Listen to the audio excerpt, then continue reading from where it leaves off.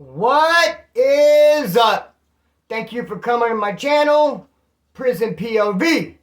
Shout out to the joiners and shout out to the point of view crew. And before I get into this video, I would like to address a comment.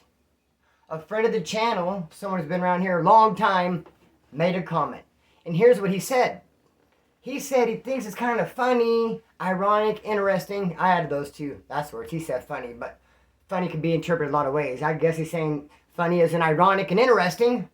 How when you say your video, you say welcome to Prison POV, shout out to the joiners, and shout out to the point of view crew. And he said when you do this, that means F you. And hey, homeboy, you're about 20% right, but mostly you're incorrect. Because this means F you in England and Britain. But what's the spirit behind it? You see how this is a little bit aggressive, but I'm doing this? A little bit different. But yeah, if you're in England and you do that to somebody, it's F you. This is see you later. Let me use it in context. Say like Splinter is in pre-trial. He's going to go to Wasco reception, so about midnight or so, they crack his door. Splinter's already rolled up. He's got a sheet. He's got his property, everything ready to go. He knew he was catching the chain. He throws that old sheet and everything over his shoulder. He goes walking out of the cell to walk out the pod. Meanwhile, he looks back. All the homeboys are on the door like this. See you later, Splinter. Later, brother. And I go, see you guys later. That's a see you later all day. What else is there? How else should I say see you later to my homeboys as I'm walking out the door? Do I do this? Bye. See you later. Do I? I mean, what is there?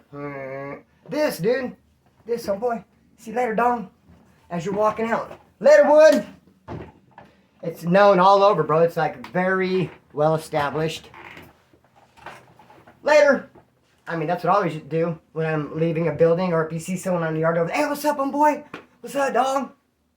It's a universal hand signal in prison for, hey, what up, what up? It's not, but I feel you, though.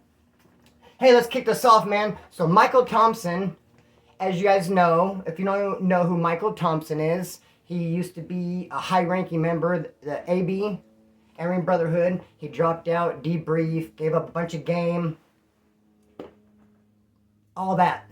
So he was released after doing a gang of time. He had a life sentence. I guess he released after 40 years or whatever. And then he got some other trouble with some identity fraud or something. I don't really know. Something to do with unemployment. So he went back in. Now he's out, resurfaced. How we know he's doing interviews all over the place. Tons of interviews, Michael Thompson. Interviews all over the place. One I want to focus on is the interview he did with DJ Vlad, which I've not seen the whole thing in complete. I haven't seen the whole thing completely. What DJ Vlad is doing, just releasing little clips. So I'm watching those clips. The latest clip I watched, I was blown away. Michael Thompson mentioned a Bakersfield legend. A straight out legend, dude. Tripped me out to hear it. He brought up the name Junior Snyder. It's a homeboy from Bakersfield that is like all the way at the top, homeboy, just a legend. Rest in peace. He's no longer with us. And I guess it should not surprise me to hear Michael Thompson mention his name. I mean, I knew that Junior was tipped up. It makes sense they ran in the same circle.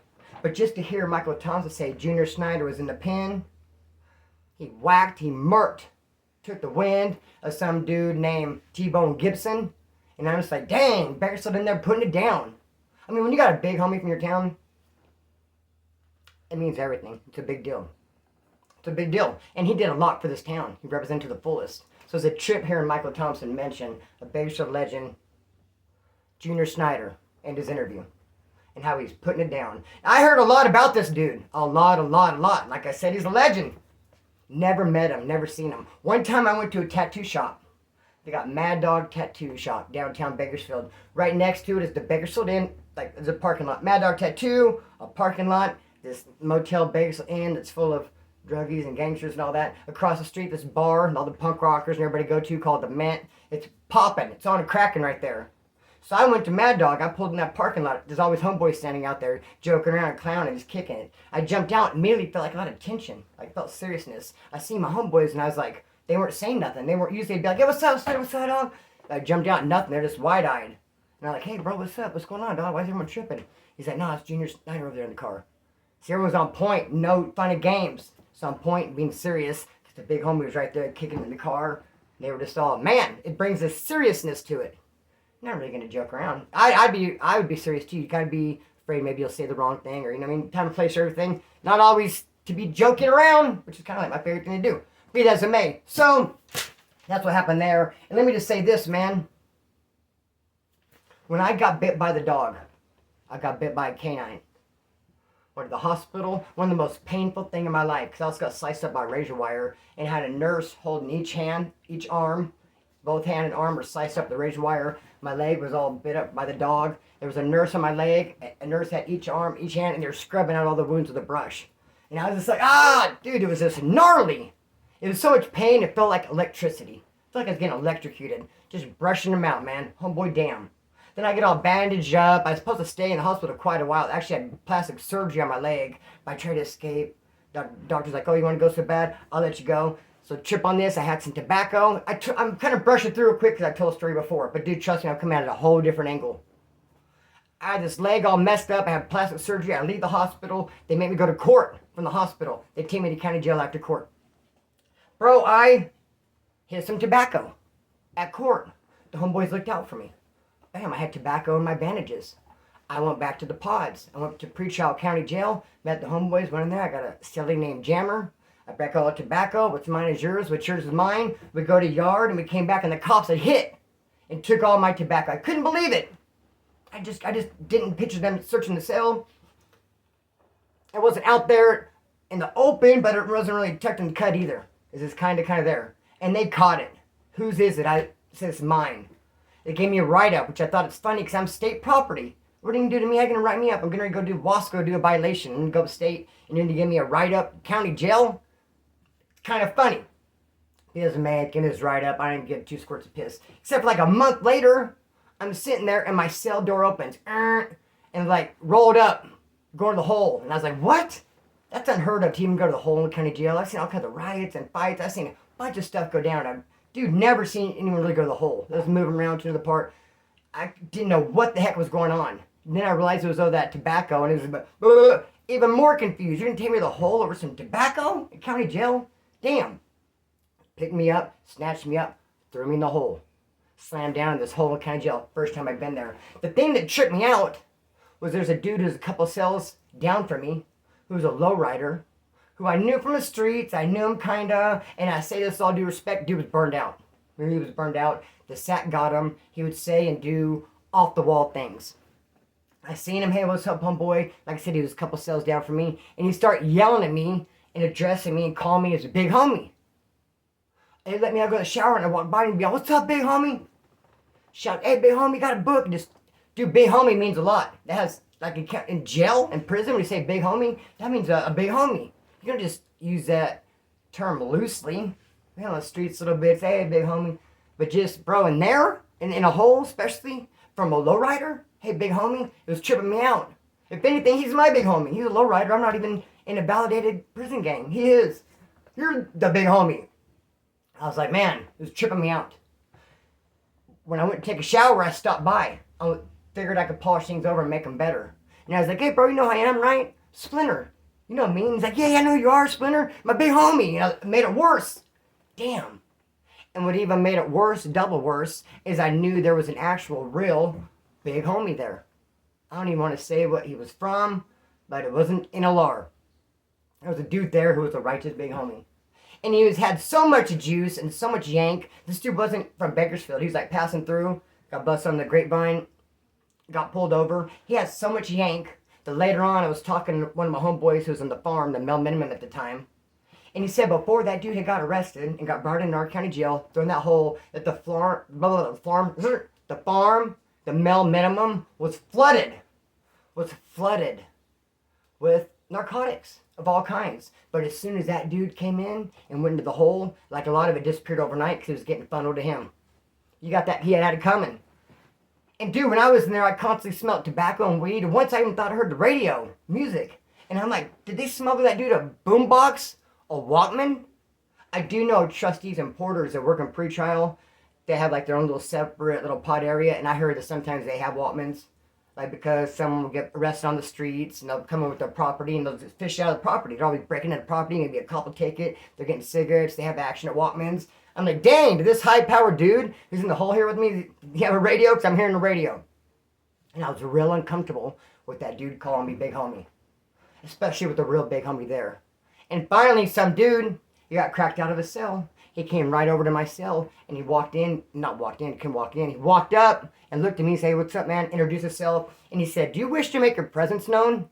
Translation, who the fuck are you? You a big homie or what? And I was like, hey, homeboy, I'm just Splinter, Rexon, Bakersfield Wood. I didn't say it, but I was getting a look like, ain't been nowhere, ain't done nothing. This was early in my career. I hadn't even been in a hole yet. I kind of like, stuttered even spitting that out. Almost sidetracked to another story. That's not how this show goes, though. No sidetracking. But, bro, regular dude on mines. And after that, I don't know. I think they might have said something to him because dude could call me big homie, and I ended up leaving there. But trip on this, though. When I was at CMC West, I wanted to come up on a big-ass bag of weed. I was getting $100 bills on a mail-out. I would get 2 $100 bills, and I'd have to send $300 to a P.O. box. I'm talking $100 bills. Cash. In prison. And I would mail $300 to their people. And I would take these $100 bills one at a time and buy like 13 caps of weed. A cap is like supposed to be a toothpaste cap, but for now it's this slang. A cap just means any small amount of weed. It amounts to about a joint. It's about 13 joints. Barely more than a pinner, $100 cash money. And I was doubling up because I was having to do mail-outs for it. Like I said, 200 for 300. I hate when I repeat myself. You get it. So I was wanting to do like a big score. I don't have to do that shit. And I knew this dude was getting his visits from this chick that was all the way in love with him. Had his back to the fullest. Had his back like a bra strap. All that in a big bucket of boats. And he was saying that she would do anything for him.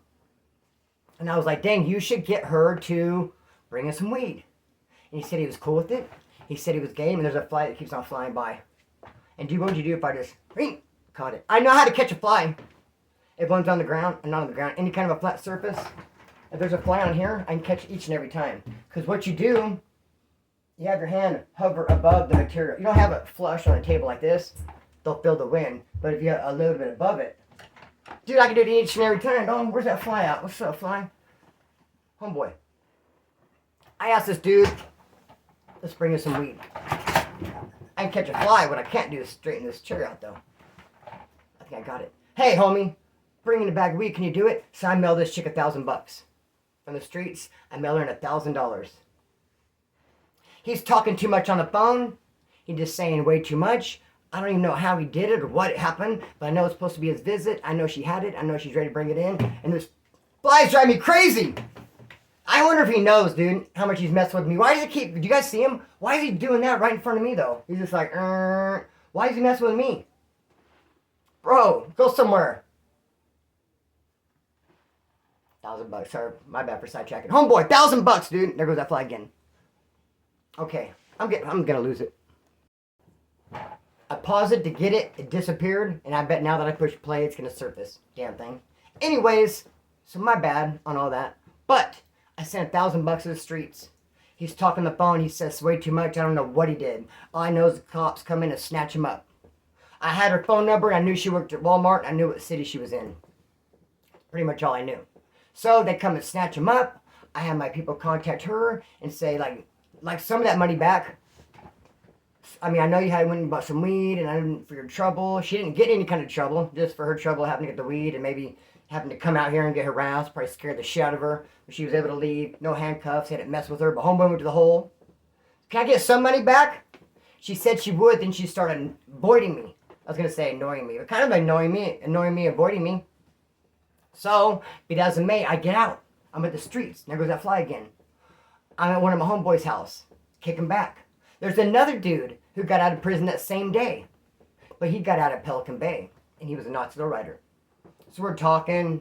I mean, we couldn't be more further apart as far as prisons. I'm in level 2 CMC West. He paroled from Pelican Bay as a validated gang member. 2 totally different experiences. But we're kicking back and chilling. I have my stories. He has his. And I'm like, hey, bro, damn, I got for this $1,000. Like, I really like to get it back. And we start talking. And I told him what city the chick was in, that she worked at Walmart. And he's like, oh, dude, my neighbor at Pelican Bay has that city on lock. That's where he's from. I could easily pull some strings and get a hold of this and that and I can get your money. I can have her confronted, and we can get to the bottom of it. And I was like, yeah, cool, right on. And he started making some calls. I wasn't really paying attention. I was loaded. That's why I went there. I just got out. Homeboy saw us get loaded. It's probably why he was there too.